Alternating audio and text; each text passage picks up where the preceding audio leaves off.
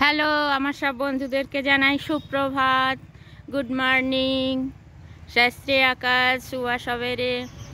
আজকে আমি এই করবী গাছগুলো দেখাচ্ছি। হ্যাঁ, এই করবী গাছ বুঝতে পারছেন, এইগুলোর মধ্যে এগুলো অবশ্য নানা রকমেরই হয়। তো এইটা হচ্ছে, বাবা কি গাড়ির আওয়াজ! এইটা অবশ্য হচ্ছে পিঙ্ক কালার হবে,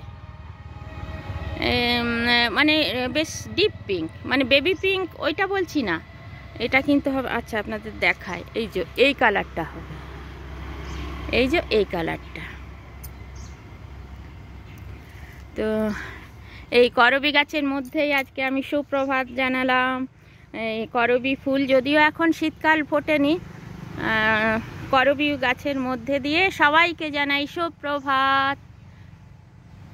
করবী গাছ, এই দেখুন, দেখেছেন আজকে সাহেববাঁধটা কুয়াশাচ্ছন্ন, কুয়াশায় ভরা। এখন একটু একটু কুয়াশা কাটছে, মানে কুয়াশা কাটলে তো ঠান্ডাটা বেশ জাঁকিয়ে পড়ে। তো এই যে সাহেববাঁধের আজকে কুয়াশাচ্ছন্ন হয়ে আছে, সেই রকম মানুষের জীবনও জানেন। আজকে একটু কেমন ধরনের কথা কইছি, তাই না? মানুষের জীবনও তাই, জানেন, কখনো কুয়াশাচ্ছন্ন, কখনো আবার কুয়াশা কেটে সূর্য ভগবান উদিত হন। তবে এটা অবশ্যই ভাববেন যে কুয়াশার পরেই কিন্তু সূর্য ভগবান উদিত হন। কুয়াশা সব সময় থাকে না, কুয়াশা আসে ঠান্ডা ফেলার জন্য। সুতরাং মানুষের জীবনও কিন্তু তাই, কখনো রোদ্দুর, কখনো কুয়াশা, এইভাবেই জীবনকে চালিয়ে নিয়ে যেতে হয়। সেই জন্যে বলি, নিজের জীবনকে, নিজের এই প্রাণ আত্মাটাকে ভালোবাসুন, ভালোবাসতে হবে। আর আত্মাটা বেরিয়ে গেলে তো আর পাওয়া যাবে না। সুতরাং যতক্ষণ আমাদের আত্মা আমাদের কাছে আছে, আত্মা, তাকে কদর করে, সুন্দর করে, আদর করে, যত্ন করে রাখতে হবে।